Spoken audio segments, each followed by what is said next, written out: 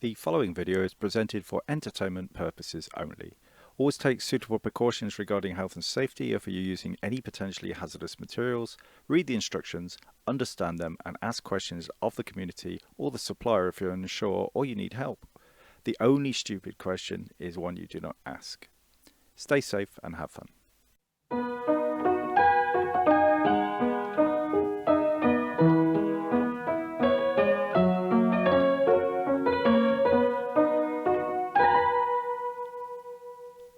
Hello and welcome to the Museum of the Tin Elephant.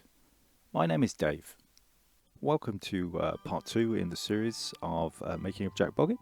This is the moulding section where I'll be making a mould of this guy who we created in part 1, and we're covering the basics of silicone mould making.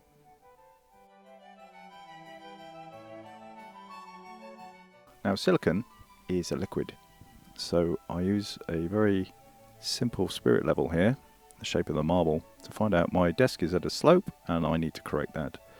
So before we get anywhere with our moulding process, we want to make sure our guy is flat and level, so I just brace it up with a couple of sticks underneath it and my marble tends not to go anywhere. So just make sure before you start anything that your surface is flat and level, because when you pour your silicone it's going to flow like a liquid and you want that to be level. So what I'm doing is marking the minimum point on my sculpture, the highest point above the baseboard, which is the top of his knuckles there, and it's the same for the other side. This just gives me an indication of the level to which I want to fill with my silicone. We're going to be pouring liquid silicone on top of this to mould it. I'll explain a little bit more about silicone when we get there. But effectively, imagine pouring a very thick blancmange on top of this guy. And we want to know what the very minimum height is. And we get that from just measuring there. You'll see the top of his knuckle is the highest point. So we want to be a little bit above that. So a quarter of an inch there. That's where we want our silicone level to be when we finish pouring it. That's the minimum we want it to be to ensure a good thickness above him.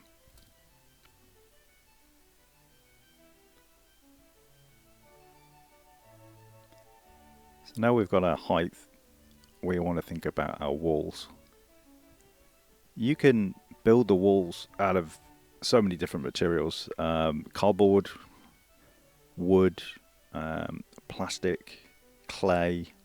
All of these materials are suitable for, in fact clay is quite useful because you can seal it very easily against the bottom of the board. You could even use some of the monster clay that we used to sculpt it to make the walls. I have this plastic corrugated double skinned bit of waste material here. It's not that thick, but the silicone that we're pouring is not going to be that heavy. When you're doing bigger pours, you have to take into consideration the weight of the silicone and the fact that whatever you're pouring onto might want to float. But I'm confident this is not going to float, even though it's part of it's made of wood. So what I did is just transfer the marks from the wood to the card, and I'm now just cutting a few strips that will be my walls.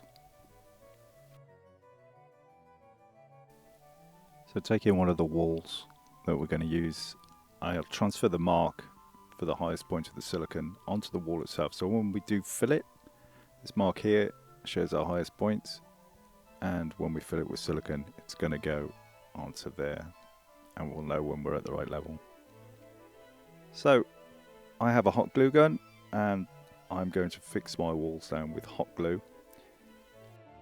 It's a really good idea to get a hot glue gun, although it's hot, so you will burn yourself from time to time with it, so be careful of that.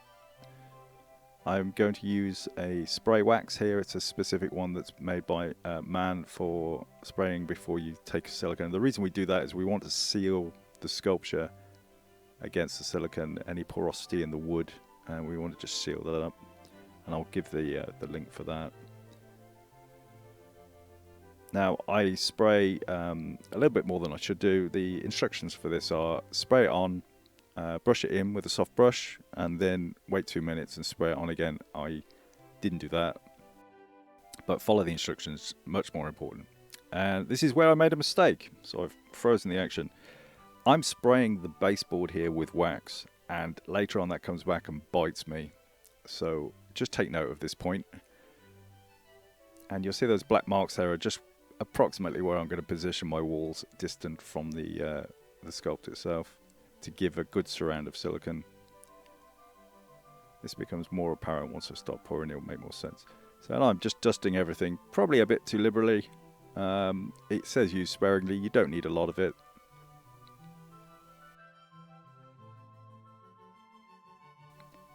So I did clean the wax off the baseboard a bit here, which is why the black dots have disappeared. I used some isopropanol to remove that, because I realised my mistake. I'm trying to hot glue down things onto wax. I sprayed the wax, covers everything with wax brilliantly, but then I'm trying to use hot glue on that. And you'll see later, this is the cause of my undoing. But I've left the mistake in because it's important to realise, you know, you can easily make this mistake. Ideally, you'd wait till the wall will be built and all this is built together before spraying the wax. I was just a bit concerned it wouldn't get to the edges of the wood. Now, my hot glue is used to seal all the way around this. Imagine that you're going to fill that with water, right? You want to make sure that no water is going to leak out. So I use hot glue there liberally up the sides and the edges, and I put a reinforcement piece in there just in case the weight of the silicone decides to bow that out slightly, which can happen. You can get burst molds. We're not putting a huge amount in here, so it's not too much to be concerned about. So I'm just checking everything is sealed there, running around the piece. Extra layers of hot glue. It turns out it does me no good, but you'll see in a second. And then I go back to my wax. This is probably the better way of doing it. Build the box first and then spray the wax. On hindsight, this would be the way I always do it, and I suggest you do it this way rather than the way I initially showed you. So the wax goes on again. Again, I'm very liberal with that. A lot of professionals probably wouldn't put that much wax on. I got enthusiastic. Follow the instructions. It says use sparingly. What you should do then is brush that in with a soft brush, like a soft makeup brush. Just brush it into the sculpture and the wood. The wood is far more likely to trap the silicone due to its porosity. The clay won't do that. But that's pretty much your box there, ready for your silicone. So this is the silicone I have at the moment. You can see the details there. I'll give you a link. It's 10% by weight for the catalyst. The pink liquid is the catalyst. You mix it in by weight 10%, and that gives you your cured silicone. So how do you work out how much you need? You can do some maths, approximate it, or you can pour some dry rice on it, which is what I'm doing, to the fill line that I've marked from my stick. So I know approximately it's going to be about that much silicone. So that's dried rice, which I pour in, and then I pour out into the container I'm going to put my silicone into. And that gives me an approximate gauge of how much silicone I'm going to need. Of course, some of this rice does stick to the sculpture. And there I discover, with that wobble, that my mold walls are not sticking because of the wax I sprayed down. A little bit of cleanup, not too much. Soft dry brush, pull that rice out of there, and that's the rice I put into my container. Getting that level was tricky, but again, this is an approximate. I only want to fill my silicone to there. And here's box number 2, which is new and improved and fixed down in exactly the same way as I did the card, but I used a bit of hardboard. The shiny side is inwards. Quick wax spray on that one, just to make sure that nothing's going to stick. And we are pretty much ready to pour. The old unfortunate plastic mold has been removed, and this is a much more sturdy version. Live and learn. That gets thrown, and we're ready to weigh out our silicone. So the silicone goes onto a pair of kitchen scales. It measures, I do it in grams. The base is poured in to approximately the level you have marked on the container. If you don't have a transparent container, you can mark it on the inside. Make sure that the container is clean and free from any contaminants. You'll notice I'm wearing gloves. I'm also wearing goggles, just in case it splashes. And I'm using it in a suitably ventilated environment. Although silicone is not that smelly, it does give off some low-level fumes. You want to make sure you're using a respirator or in a well-ventilated area. Read the instructions. So I then pour my base into approximately where I need to, where my fill line is. I go slightly over, and I look at the weight of that, and then I pour in 10% of that weight with my catalyst. Some silicones are 50-50. A lot of them are like this with the 10%, and you'll notice the catalyst has a strong color. It's either normally red or green. So when you're mixing it in, you know when it's thoroughly mixed. So it's like cooking. There you go, 45, slightly over. I should have been about 43, but being slightly over is okay. Even being slightly under is okay. And you mix that up. Now you want to make sure you're scraping the bottoms of the bowl and the sides, and that when you are working with a spatula like this, clean the spatula off on the side of the cup as well, so that you're cleaning that. And you keep mixing until all the streaks have gone, and then mix a little bit more. The work time of this is about an hour, so I've got lots and lots of time to make sure this is mixed. This is important. Make sure it's mixed. Now you're going to be stirring bubbles into that. Don't worry too much. I do degas my silicone. Okay, I'm not showing this at this point. I'm showing it assuming that you don't have a vacuum chamber for degassing silicone. It's not essential. For years I dealt with bubbles. Then I got a vacuum chamber. But what you do when you're pouring your silicone is you lift it up high like this, and you pour a very small stream, a thin stream, which will pop a lot of the bubbles in the lowest point of your mold. So I did miss the beginning of that. I was trying to film and pour at the same time. It's not that easy.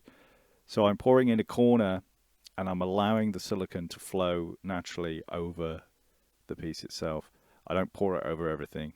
I mean, silicone is really good at finding ways. It will find its way into every detail. So you really don't need to worry too much about this section.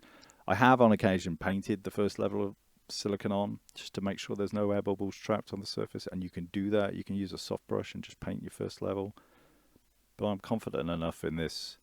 So pouring from a height in a thin stream like that, I say thin as it gloops down, ensures that you're popping any bubbles, or any bubbles are now being popped as best they can from the material. It takes about an hour to cure up, so bubbles will rise to the surface during that time.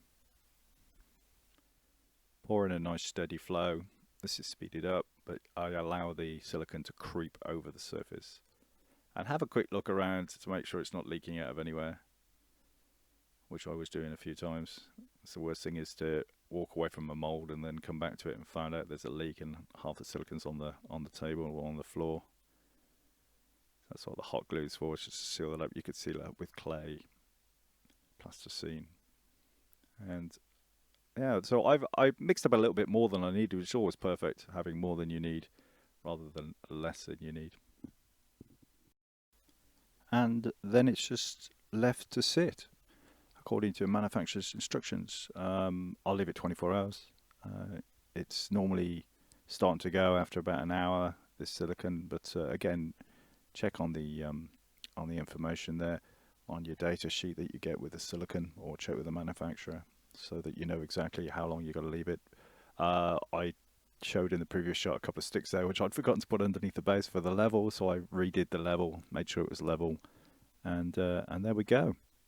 So that's molding of Jack Bogget, and in the next video we will be removing the mold and casting in plaster, a nice crystal colour, and we will get on to painting and finishing the finished art piece. Thank you very much for watching, and I hope this has been entertaining and educational, and we will see you in the next video. Take care.